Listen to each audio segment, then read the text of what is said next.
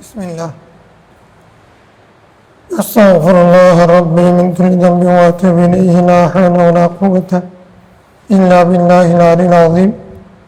اللهم صل على سيدنا محمد وعلى آل سيدنا محمد وبارك وسلم. باب الشفاعة. الفصل الأول.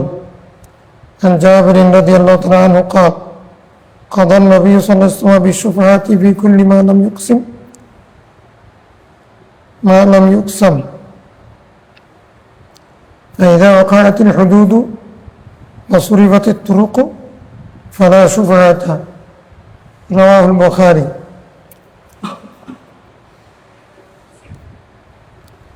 الحمد لله والصلاة والسلام على رسول الله صلى الله عليه وسلم. আসসালামু আলাইকুম ওয়া রাহমাতুল্লাহি ওয়া বারাকাতুহু। আলহামদুলিল্লাহ, আজকে আমরা আরেকটা নতুন অধ্যায় পড়ব, সেটা হলো সুফা অধ্যায়। সুফা অর্থ হচ্ছে অগ্রাধিকার ক্রয়, বাংলাতে বলে অগ্রাধিকার ক্রয়,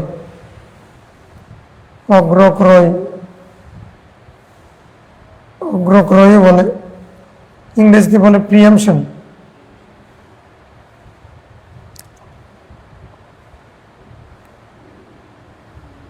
একটা জমি দুইজনের মালিকানাধীন, অথবা দুইটা জমি রাস্তা একটা, দুইটা জমি দুটার রাস্তা একটা, অথবা যদি জমির পাশাপাশি জমি হয়, জমির পাশাপাশি জমি হয়,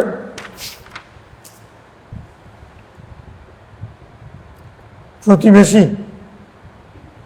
এই তিন কারণে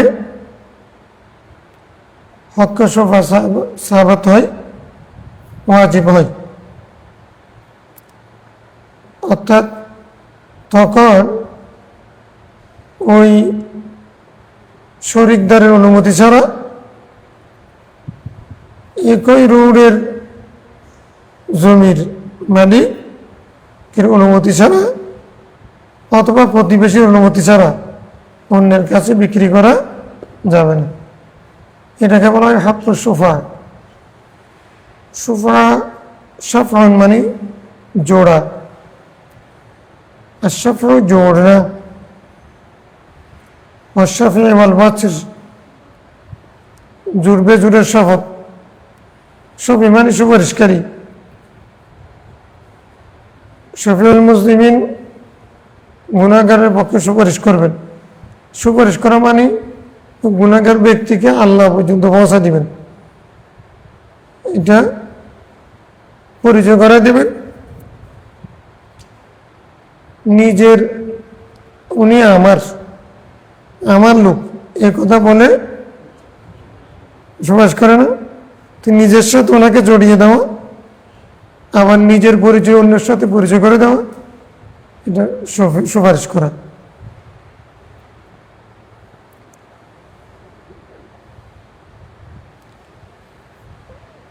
এটা ফিকহের মধ্যে বিস্তারিত আছে তিনটা পরিবার। খালিদ ফি নাফসিল মাবি, যেটা বিক্রয় করা হচ্ছে সেটার মধ্যে সরাসরি শরীক,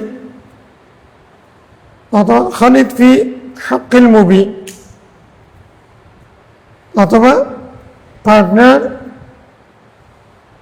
ইন রিলেটেড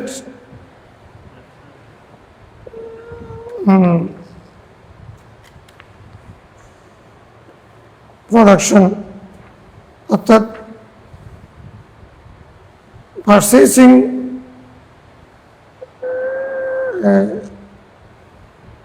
বা পণ্য, যেটা বস্তু যেটা সেটার সাথে রিলেটেড কোনো বিষয়ের মধ্যে সে কি হবে? পার্টনার হবে অথবা নেইবার না প্রতিবেশী হবে। খালিদ ফি নাফসিল মাবি, খালিদ ফি হাক্কিল মাবি, খালিদ আল জাত, তিনটা কুদুরির মধ্যে এরকম আছে, হেদায়ের মধ্যেও এরকম আছে। কুদুরির সরাত হেদায়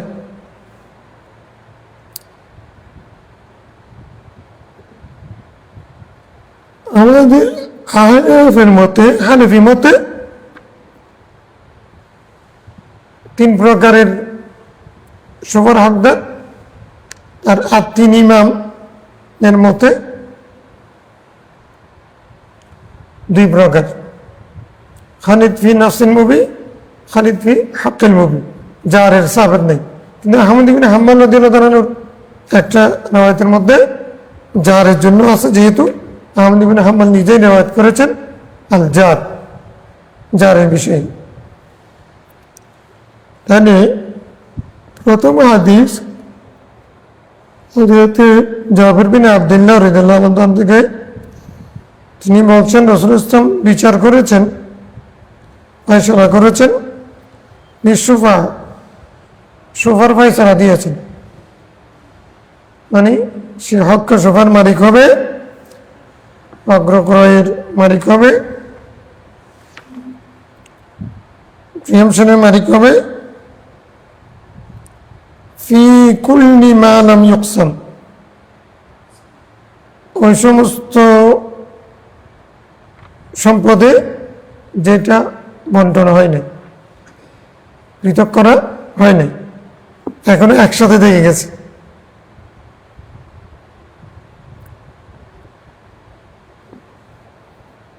ফাইদা ওয়াকাআতিল হুদুদ, যখন সীমানা নির্ধারণ হয়ে যাবে, তোমার এটা আমার এটা, অসুরিফাতিত তুরুক, অথবা রাস্তা ভিন্ন হবে, রাস্তা তোমার জমি রাস্তা এটা, আমার জমি রাস্তা এটা,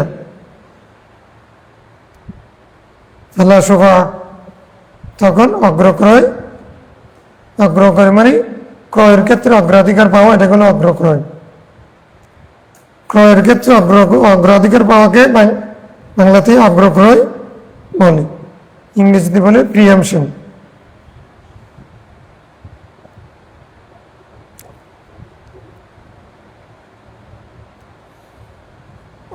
قال قضى رسول الله صلى الله عليه وسلم بالشفاعة, রাসূলুল্লাহ সাল্লাল্লাহু আলাইহি ওয়াসাল্লাম সুফার ফয়সালা করেছেন, ফি কুল্লি শিরকাতিন, প্রত্যেক শরিকদার মালের মধ্যে, মা লাম তুকসাম, যতক্ষণ না সেটা বন্টিত হয়েছে, রাবায়াতিন আও হাইতিন, সেটা ঘর হোক অথবা বাগান হোক, ঘর হোক অথবা, ঘরের মধ্যে দুইজনের মালিক, একজনে বিক্রি করে চলে যাচ্ছে, তুমি কাকে বিক্রি করবো না কাকে, সে আমার শত্রু না মিত্র, তুমি আমার অগ্রাধিকার না দিয়ে, আমাকে না জানি আরেকজন আমাকে কষ্ট দেওয়ার জন্য, এটা শরীয়ত সুফা, এটা এজন্য। হাইতিন, একই বাগানে দুজন মালিক, তুমি মালিকানা ছেড়ে দিবে, আমার আগে বলতে হবে যে আমি কিনবো কিনি, আমি যদি না কিনি তখন তুমি বাইরে বিক্রি করতে। কেউ যদি এরকম না জানাইয়া বিক্রি করে ফেলে, যিনি খলিদ পার্টনার, তিনি যদি মামলা করেন, মামলাতে তার পক্ষে রায় হবে, প্রিয়ামশন মামলা বলে।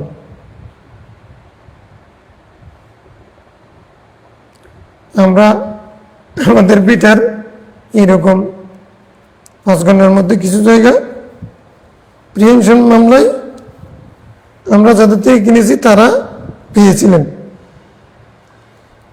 মামলাতে পেয়ে যারা সেখানে ঘর বেঁধেছেন কিনে তাদেরকে তুলে দিয়েছে। এখন কাগজটা 63 সালে আমার আব্বা রেজিস্ট্রি করেছেন। কাগজটা যেটা প্রিয়ামশন মামলার রায়, ওইটা আমার আব্বার হয়তো জানা ছিল না। তখন আমার আব্বা ওইটা নিচ্ছেন, তখন ঘরটা কিছু ছিল না, বিটা ছিল কেন, ওনারাও বলেন নাই।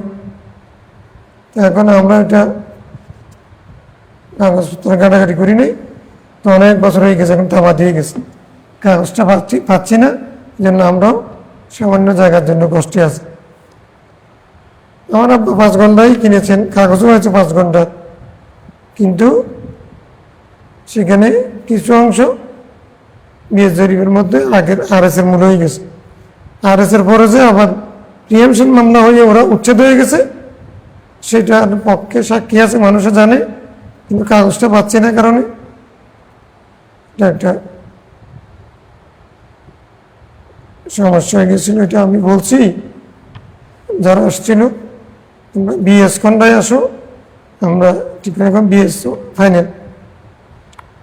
প্রিয়ামশন মামলাতে এটা গ্রহণযোগ্য, সরকারিভাবে একটা নির্দিষ্ট সময় আছে, শরীয়তের মধ্যে সামনে আসবে, এগুলো পরিষ্কারভাবে হাদিস দ্বারা বুঝতে পারব। রাবায়াতুন মানে কি? রাবায়ন মানে হলো চারকোনা। চারকোনা মানে কি? ঘর আর কি, ঘর হোক, বাগান হোক। তাহলে বায়তুনের একটা অর্থ কি? রাবায়াতুন মায়ুসকানু ফি রাজুল নাস, যেখানে মানুষ বসবাস করে সেটাকে রাবায়াতুন। হাইতুন বাগান। লা ইয়াহিল্লু লাহু আন ইয়াবিআ হাত্তা ইউযিনা শারীকুহু, তার পার্টনার যতক্ষণ পর্যন্ত না সেটার অনুমতি দিবে, ততক্ষণ পর্যন্ত সেটা বিক্রি করা জায়েজ হবে না। ফাইন শাআ আখাযা, শরীকদার যদি চাই, সামর্থ্য থাকে কিনবে। ফাইন শাআ তারাকা, তারাকা, যদি চাই সে তুমি বাইরে বিক্রি করে ফেলো, তোমার কোনো আপত্তি নেই। ফাইদা বাআ ওয়ালাম ইউযিনু, যদি সে বিক্রি করে ফেলে, অনুমতি না নেয়, ফাহুয়া হাক্কুম বিহি, এটার হকদার সে হবে। মানে তার মানে হলো আরেকজনের কাছে বিক্রি করলেও সেই ভাই ফসলক হবে, এর কাছে বিক্রি করতে হবে। কারণ বাঙালিরা কি করে, বাংলাদেশে তো কোনো কিছু নিয়ম আছে, সংবিধান আছে, পালন নাই। সংবিধানকে খণ্ডন করার জন্য, উল্টানোর জন্য কোনো যৌতুক নিষিদ্ধ সরকারিভাবে, যৌতুক ছাড়া বিয়ে হচ্ছে। সরকারি মৌজা রেট আছে, কোথাও মৌজা রেটের চেয়ে বেশি, কোথাও কম, যার যার ইচ্ছা সে কি করতেছে, ক্রয় বিক্রয় করতেছে। তখন কি করতে হবে? তুমি জায়গা কিনছো 2 লাখ টাকা, রেজিস্ট্রি হচ্ছে 4.5 লাখ টাকা, বসাইতে হবে, তোমাকে মিথ্যার আশ্রয় নিতে হবে, সরকারকে ট্যাক্স দিতে হবে 4.5 লাখ টাকা। তাহলে বাংলাদেশের নিয়মে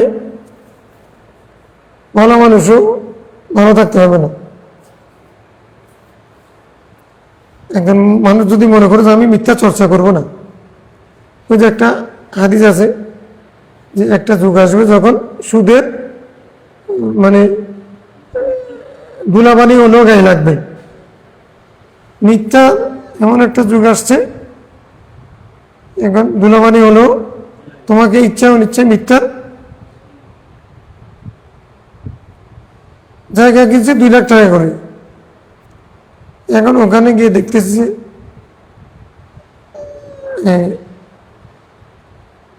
আমাকেও বলছে এটা বন্দর মৌজা, বন্দর মৌজা 2 লাখ টাকা। পরে দেখা যাচ্ছে সেটা ভটিয়া মৌজা, সেখানে বলে 4.5 লাখ টাকা। তাহলে সেটার দাম, মূল দাম হচ্ছে 8 লাখ, এখন হয়ে গেছে তোমার 5.5 লাখ টাকা, 22.5 লাখ টাকা এসে যাচ্ছে, সেই অনুযায়ী ট্যাক্স দিতে হবে সরকারকে। তাইলে অনেকে এখন বেচা কিনা করতে পারতেছে না মৌজা রেটের কারণে। অর্থাৎ তুমি যা জমি কিনবা সেখানে জমির দামের চেয়ে সরকারের ট্যাক্স বেশি হয়ে গেছে অনেক জায়গায়। এগুলো মানুষের জীবনের কথা, সুশাসন, সুন্দরভাবে চলা, মিথ্যার আশ্রয় না নিয়ে হক হালালিভাবে চলা বাংলাদেশের মতো দেশে খুবই কঠিন। ভালোভাবে চলতে গেলে, হক হালালিভাবে চলতে গেলে মানুষের জন্য কঠিন হয়ে যাবে। তো যদ্দূর সম্ভব চেষ্টা করতে হবে, বাকিটা আল্লাহ মাফ করবে না।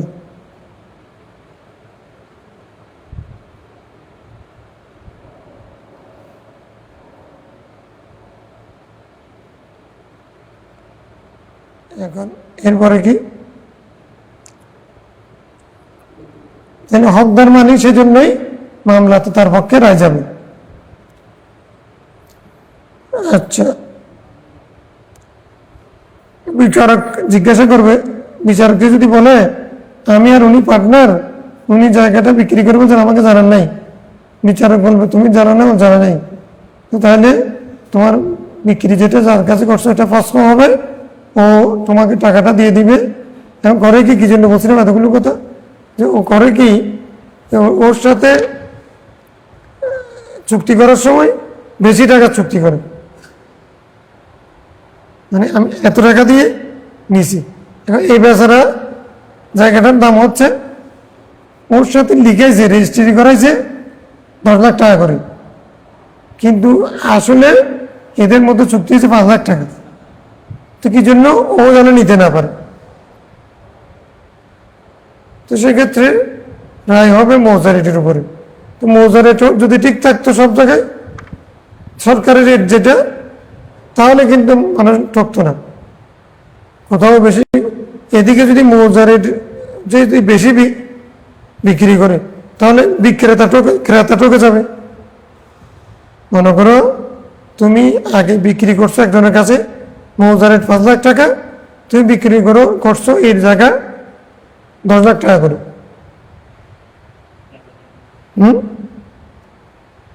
এখন আবার যখন ফেরত দিতে হচ্ছে,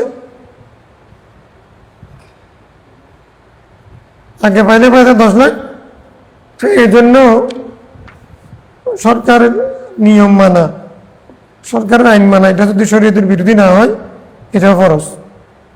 মানে একটা দেশে শান্তি কোনোভাবে আসবে না, জন সরকার হয়ে যাবে বাংলাদেশের মতো। আগে তো মানে ফাদা সর্দার ছিল, সেটা একটা সরকার। এখন মেম্বার চেয়ারম্যানকে কেউ মানেনি। হ্যাঁ, সর্দার তো মানে না মেম্বার চেয়ারম্যানকেও সবাই স্বাধীন। বেশ কমানে বলেছে কোর্টে মামলা করে দেবো, মামলা করলে লাভ কি? বছরকে বছরে, এটা 10 বছর তোমার হায়াতের মধ্যে তো সেটা অর্পণ করতে পারবে না। রায়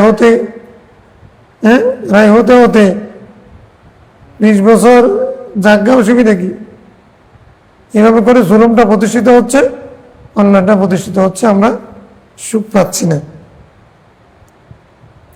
সুশাসন,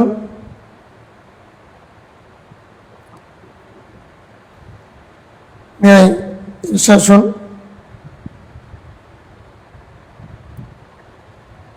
খুবই দরকার। জনগণের নিরাপত্তা, সুশাসন, ন্যায় বিচার মানুষের এই পার্থিব জন্মে খুবই বড় প্রাপ্য। মানুষের জন্য দেশ ছেড়ে চলে যাচ্ছে যাদের সুযোগ আছে।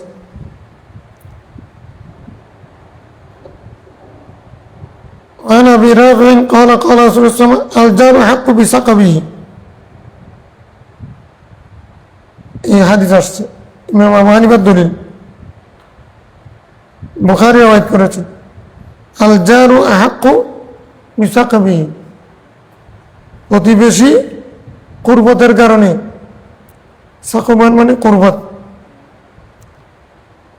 নিকটতম হওয়ার কারণে কি হবে? হকদার হবে।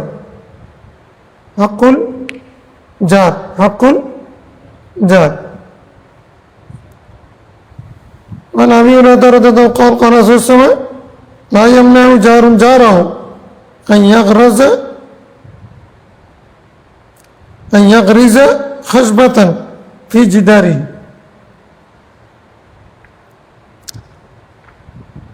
কোনো প্রতিবেশী তার প্রতিবেশীকে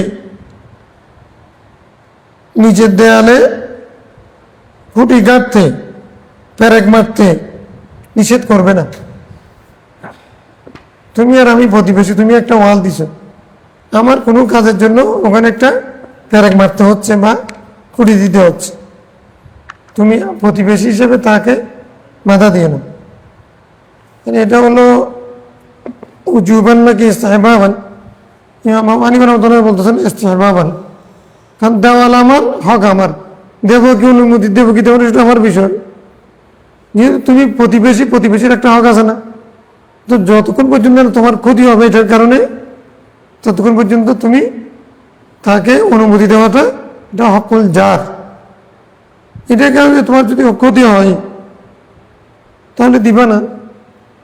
আচ্ছা, এরপরেও যদি ও যদি ঠেড়া মানুষ আছে না, কত ঠেড়া মানুষ, আমি দেব না, তাহলে জোর করে করা যাবে না, যেহেতু সেটা দেওয়াল তার। বলছেন মানা না করাটা এটা হলো হকুল জার হিসেবে পারফেক্ট। وعنه قال قال رسول الله صلى الله عليه وسلم إذا اختلفتم في الطريق, তোমরা যখন রাস্তার মধ্যে মতানৈক্য করবে, তোমাদের রাস্তা নিয়ে যদি তোমাদের মধ্যে মতানৈক্য হয়, জুইলা আরদুহু সাবআতা আযরাইন, তার প্রশস্ততা 7 হাত পর্যন্ত হবে।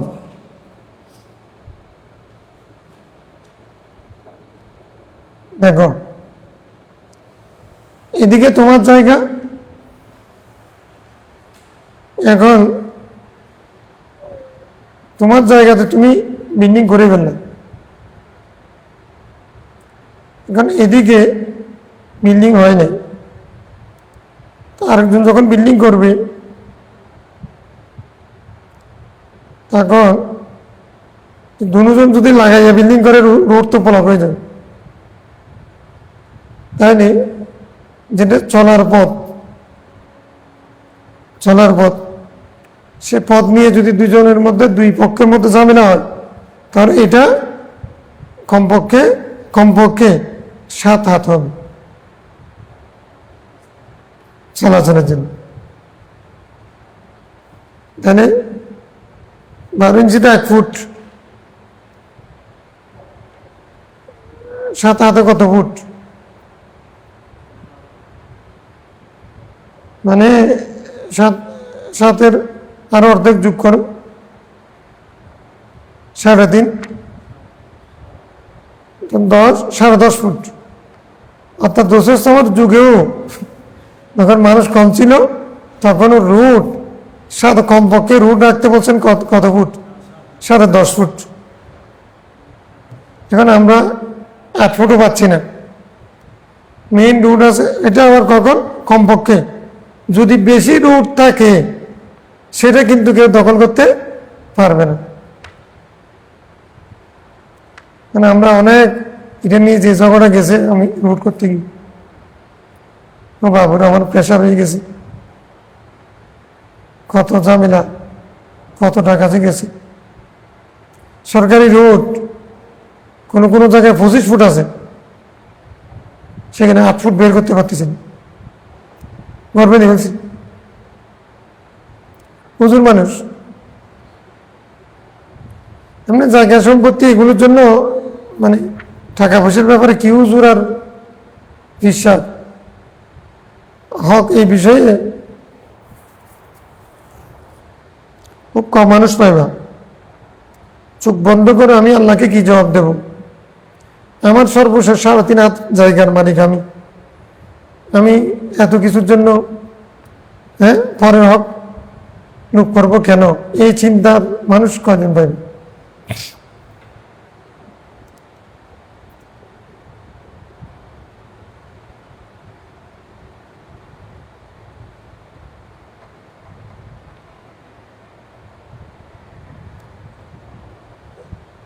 তারপরে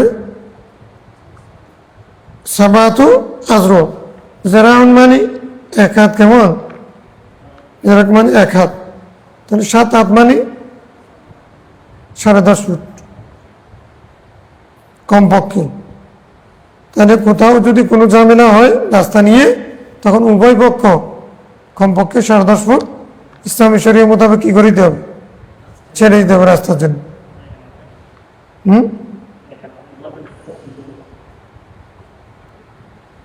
এখন তো জরিপ আছে, সরকারি যদি রুট যদি সরকারি হয়, তুমি তো গভর্নমেন্টে রাখতে পারবে না। সরকারি মানে হলো এখানে 18 কোটি মানুষ মালিক, আর ব্যবহারের মালিক হলো ওই জায়গায় যারা থাকে তারা। তুমি একা কেমনে দখল করবে, ছেড়ে দিতে হবে, পার্শ্ববর্তী জায়গা কিনে দিতে হবে, ভেঙে ফেলবে তো সরকারের যেগুলো। আমি তো বলছি, আমিও হয়তো আত্মীয়তার কারণে, চক্ষু লজ্জায় বা দৌড়াদৌড়ির কারণে পারতেছি না, কিন্তু এই ঘর থাকবে না, মাসখালি মুশখালি চকরিয়া পর্যন্ত ভেঙে ফেলতেছে, জায়গার দাম হচ্ছে, ভেঙে ফেলবে না।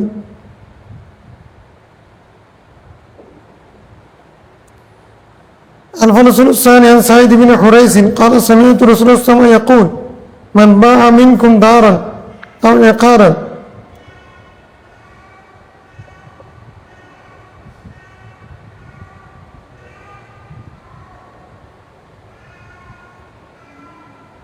কামিনুন শব্দটা কামিনুন,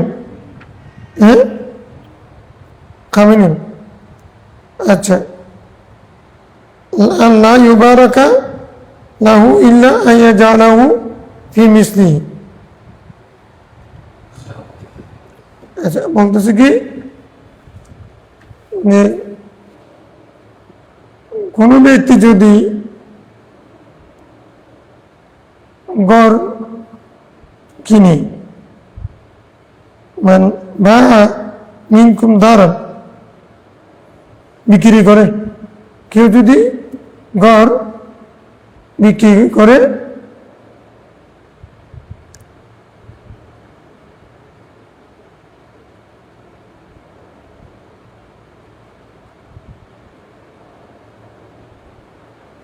তাহলে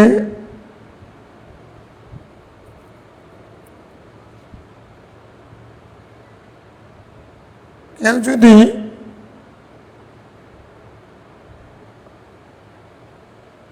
ঘর বিক্রি করে অথবা মূল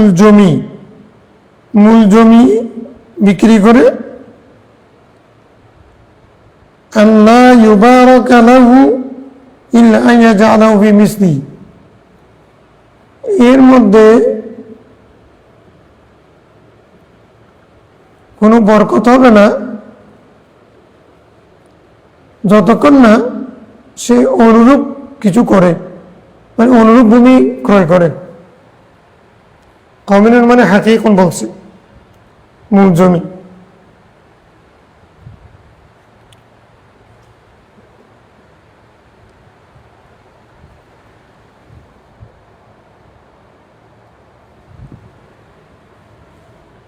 এটার হাদিসের অর্থ কি? অর্থ হচ্ছে কি, তুমি যদি একটা জমি বিক্রি করে দাও, জমি বিক্রি করে যদি তুমি ব্যবসা করবা, মেয়ে বিয়ে দিবা, ছেলেকে বিদেশ পাঠাইবা, কোনো একটা কিছুর জন্য তো মানুষ জমি বিক্রি করে। আর একটা কারণ হতে পারে চিকিৎসার জন্য, এগুলোর জন্য বিক্রি করো। তো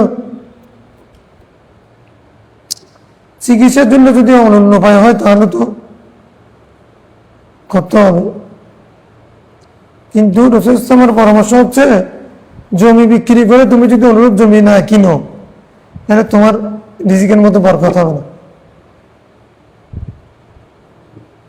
ঘর যদি বিক্রি করতে হয় করবা, কিন্তু আরেকটা ঘর কিনবি,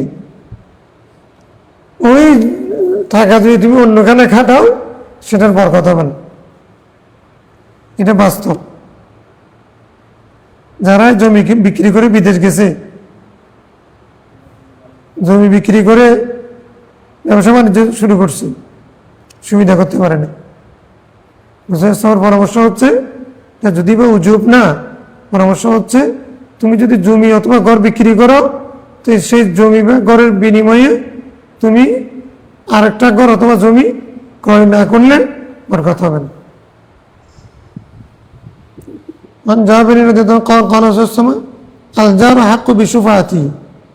এটাও হাদিস জারের পক্ষে, হানিফার পক্ষে। সুফার ক্ষেত্রে প্রতিবেশী কি হবে? খালিদ না, শরিক না। খালিদ মানে শরিক। শরিক ফি হাক্কিল মুবি, ফি নফসিল মুবি, শরিক ফি হাক্কিল মুবি, এটা তো শরিক। আল জার কোনো শরিক না। যার মানে প্রতিবেশী, তোমার জায়গা আমার জায়গা পাশাপাশি। বিশুফাতি আল জার প্রতিবেশীও সোফার কি হকদার, সোফার হকদার। ইউনতাজারুলাহা, এর জন্য অপেক্ষা করতে হবে। ওয়াইন কানা গায়বান, যদি প্রতিবেশী অনুপস্থিত থাকে। ইজা কানা তরিকুমা ওয়াহিদান, যদি তাদের উভয়ের রাস্তা এক হয়, উভয়ের রাস্তা, মানে উভয়ের রাস্তা যদি এক হয় তাহলে ফি হাক্কিল মুবির মধ্যে পড়ে যায়। তো এখানে মানে প্রতিবেশী শব্দটা তো আসছে, প্রতিবেশী শব্দটা খালিদ, শরিক, শরিক ফির তরিক কথাটা আসে নাই, দুটোটার রাস্তা একটা। এটার কারণে শরিক ফি হাক্কিল মুবি বোঝা যায়। আবার আলজার দ্বারা, আলজার হাক্কু বিশুফাতি দ্বারা প্রতিবেশীর হক বোঝা যায়।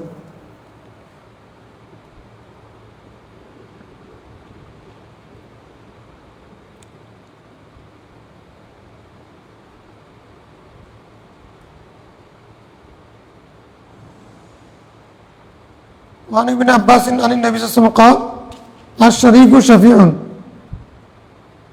শরিক শফি মানে শোফার অধিকারী। ওয়াশফাআতু ফি কুল্লি শাইইন, প্রত্যেক জিনিসের মধ্যে শোফা আছে।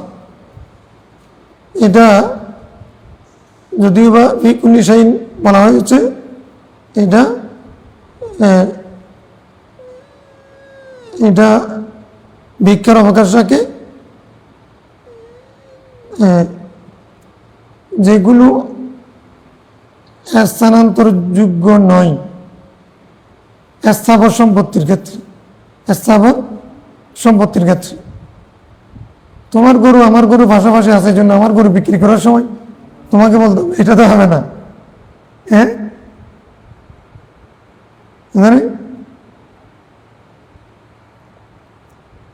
স্থাবর সম্পত্তি মানে স্থানান্তর যোগ্য নয় এমন বস্তুর গায়রে মনকুলাতের ক্ষেত্রে, গায়রে মনকুলাতের ক্ষেত্রে। তো ফি কুল্লি শাইইন মানে এখানে কুল্লুন মানে এটা মানে তোমার হকল মুবি হোক, নফসুল মুবি হোক, অথবা জার হোক, এই তিন প্রকার। কারণ ওয়াকাদ রুবিয়া আন ইবনে আবি মুলাইকা আন নবী সাল্লাল্লাহু আলাইহি ওয়াসাল্লাম মুরসালান ওয়া হুয়া আসাহু, হাদিসটা মুরসাল হিসেবে আসছে, সহিহ। عن عبد الله بن حبيش قال قال رسول الله صلى الله عليه وسلم من قطع سدرة, আব্দুল্লাহ বিন হুবাইশ বলতেছেন রাসূল সাল্লাল্লাহু আলাইহি ওয়াসাল্লাম করেছেন, যে ব্যক্তি বড়ই গাছ কাটলো, সাওয়াবাল্লাহু রাসাহু ফিন্নার, আল্লাহ তাআলা তাকে অন্ধ করে জাহান্নামে নিক্ষেপ করবে। অন্ধ করে আঁধা বানাইয়া জাহান্নামে মানুষকে শাস্তি দেয়, যে চোখ বেঁধে শাস্তি দেয় না, এটা একটা শাস্তি। কোন দিকে মারতেছে দেখবে না তো, আগে চোখ বন্ধ করছে, তারপর পিটানো শুরু করছে। তোমার চোখ খোলা থাকলে যেদিকে মারতেছে হাত দিয়ে ঢুকতে পারবে, চোখ বন্ধ করলে অনেক চোরকে আগে চোখ বেঁধে মারতেন।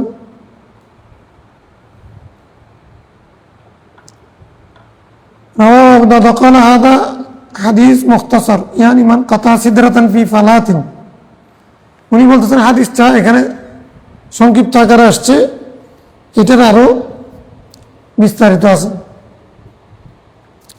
কিরকম? কোনো ব্যক্তি যদি সমতল ভূমিতে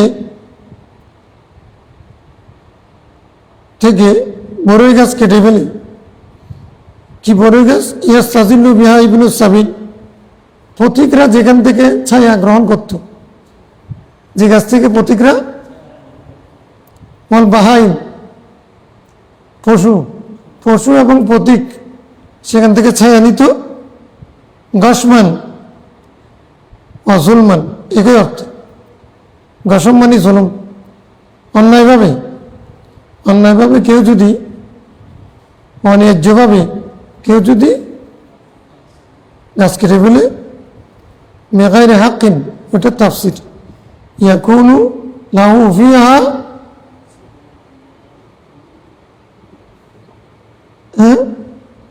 যেটা সেখানের হক, এমন হক যেটা সেটার জন্য প্রযোজ্য, যথাযথ।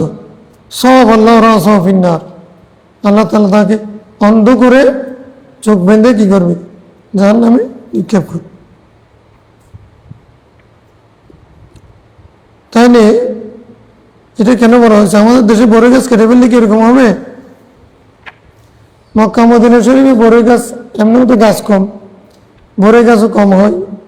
বড়ই গাছের পাতা দিয়ে গরম পানি করে মানুষকে শেষ গোসল দিয়ে মানুষের প্রয়োজন এগুলো কাজে আসে।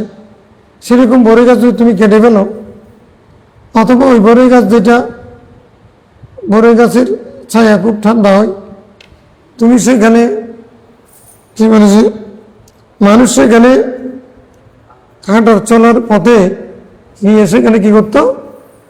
ছায়া নিত, পশুরা এসে ছায়া নিত। তুমি এটা দরকার ছিল না, অপ্রয়োজনে সেটা তুমি কেটে ফেলেছ। তো এটা যেহেতু মানুষকে কষ্ট, তোমার কারণে মানুষ কষ্ট পাচ্ছে, তুমিও জাহান্নামে কষ্ট পাবে। এটা তাহলে যে গাছ থেকে মানুষের ছায়া নেই, সেই গাছ অপ্রয়োজনে কাটা জায়েজ নেই। পশু পাখিও যদি ছায়া নেই, এটার সাথে সোফার কি সম্পর্ক?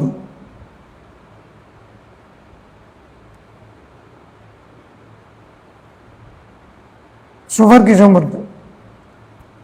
খালিদ ফি হাক্কিল ফি নফসিল মুবি, খালিদ ফি হাক্কিল মুবি, খালি আলজার। তিন প্রকারের মধ্যে এটা কোন প্রকার?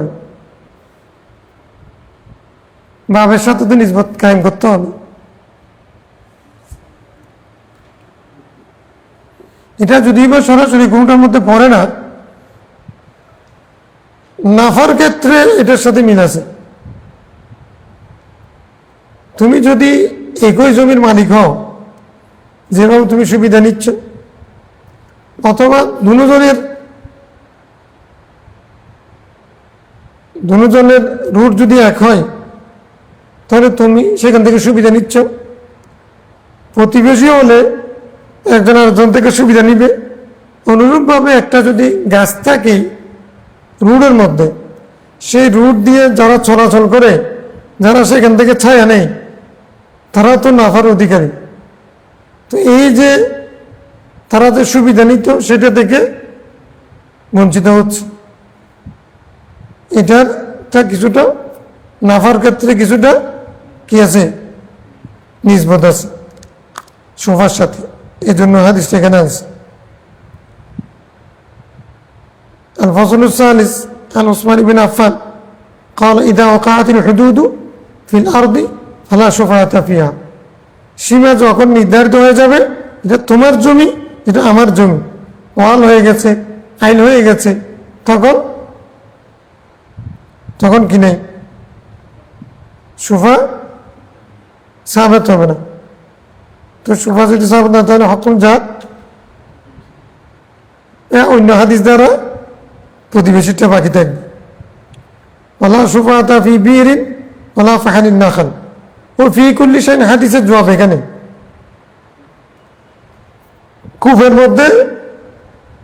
কুফের মধ্যে হক সুফা নেই, কুফের মধ্যে কি নেই, হক সুফা নেই। ওয়ালা ফাহালিন নাখাল, এবং বাগানের খেজুর বাগানের ফসলের উপরে সুফা নেই। মনে করো একটা বাগান আমরা দুজনের, এখন তোমার অর্ধেক আমার অর্ধেক খেজুর, তো আমি আমার অর্ধেক বিক্রি করব, তোমাকে বলতে হবে কিনা, তোমার অনুমতি লাগবে কিনা? বলছে লাগবে না। কেন? খেজুরগুলো মনকুলি, হক সুফা সাহাবত হবে গায়রে মনকুলি জিনিসের মধ্যে, স্থাবর সম্পত্তির মধ্যে, অস্থাবর সম্পত্তির মধ্যে না। হ্যাঁ,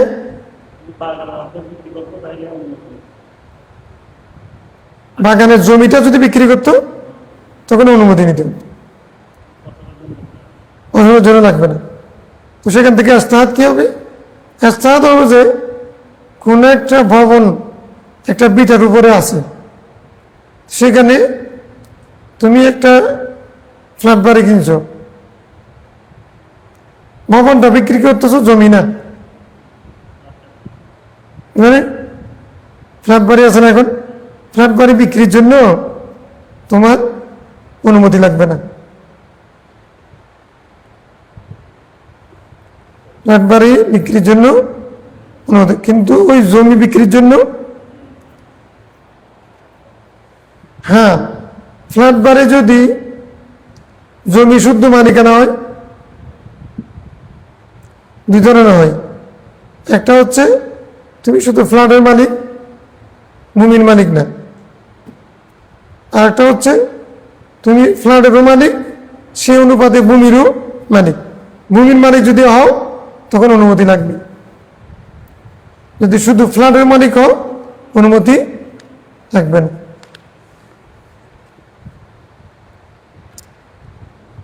যেমন এখন বিল্ডিং রয়েছে, সেই কারণে এটা স্থানান্তর যোগ্য, এইগুলো রড সিমেন্ট সবগুলো নিয়ে যায়। তুমি যদি মনে করো একটা কাঠ দিয়ে ঘর বানাই না, একটা বিটার উপরে ঘরটা বিক্রি করে ফেলতেছো, বিটা না, তো তোমার পার্শ্ববর্তী যে আছে তার অনুমতি লাগবে? লাগবে না। কেন? যেহেতু এটা কাঠের ঘর, এটা কি স্থানান্তর, এখান থেকে নিয়ে আমি আরেক বিটাতে এই যে কাঠ দিয়ে ঘর বানাবো, হ্যাঁ,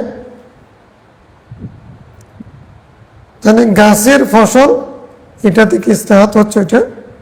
তো জমির মালিক শুদ্ধ হলে, ভূমির মালিক শুদ্ধ হলে তখন কিন্তু অনুমতি, তার ভূমিটা স্থানান্তরযোগ্য না। তাহলে আমরা কিতাবুস সুফা বাবুস সুফা শেষ করলাম, আলহামদুলিল্লাহ।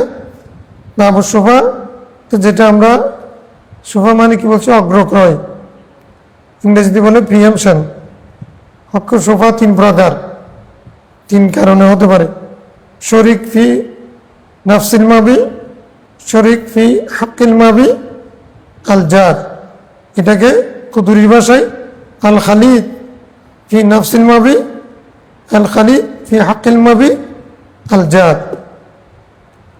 প্রথম দুই প্রকার তিনি ইমাম একমত।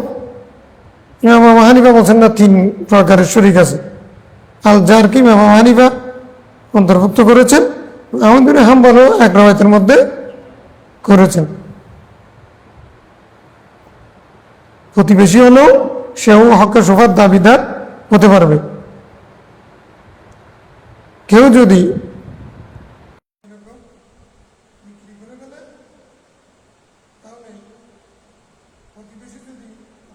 আপনারা যদি সেটা দাবি করে, তাহলে আগের বিক্রেতার পাই ফসল হয়ে যাবে, উনি হকদার হয়ে যাবে। আর কেউ যদি রোড রাস্তার ব্যাপারে যদি দ্বিমত হয়, তখন কমপক্ষে রাস্তা হবে কয় হাত? 10.5 ফুট। একটা গুরুত্বপূর্ণ হাদিস পড়েছি আছে।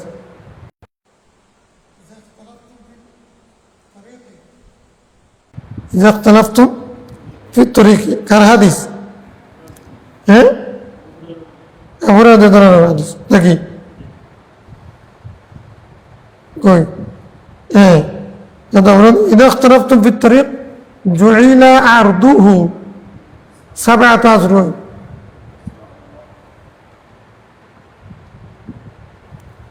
জুইলা আরদুহু সাবআতা আযরুন।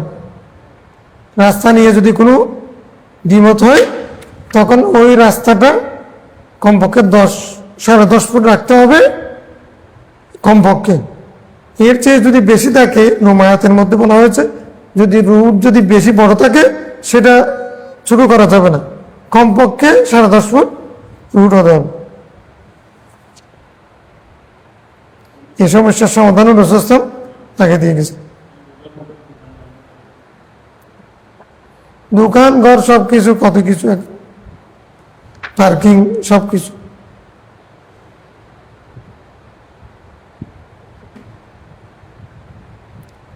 তাইলে বাবুল মুসাকাত ওয়াল মুজারা আরেকটা বাব।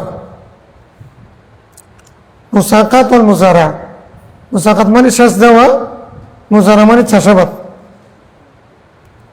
ইঞ্জিনিয়ার হুজুর তো জিমাচ্ছে, হ্যাঁ পড়বানি, আজকে তো অ্যাক্সিডেন্ট হয়ে গেল। হ্যাঁ,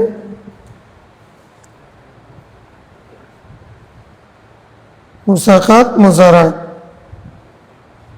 মুসাকাত মানে সেচ দেওয়া, মুজারাত মানে চাষাবাদ করা।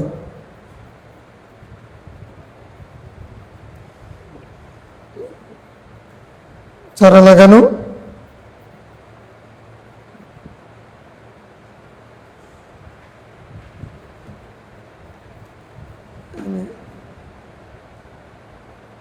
আরেকজনকে বর্গা দেওয়া। মুসাকাত মানে কি? বর্গা দেওয়া, এবার তো কি বর্গা দেওয়া।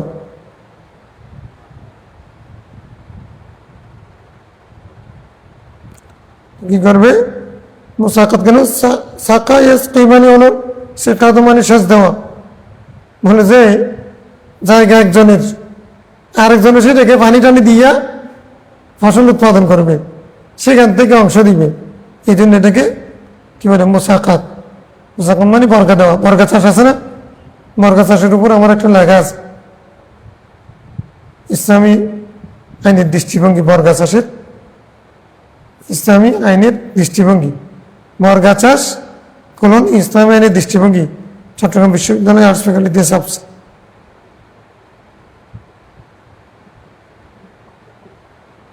সেখানে এখানে হাদিসগুলো সবগুলো অনেকগুলো হাদিস আছে।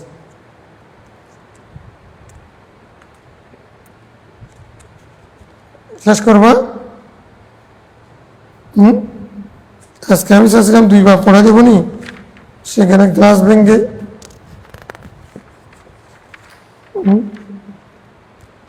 সিরাজ ভাইকে ফোন করে দিই, শেষ করে দিতাম না?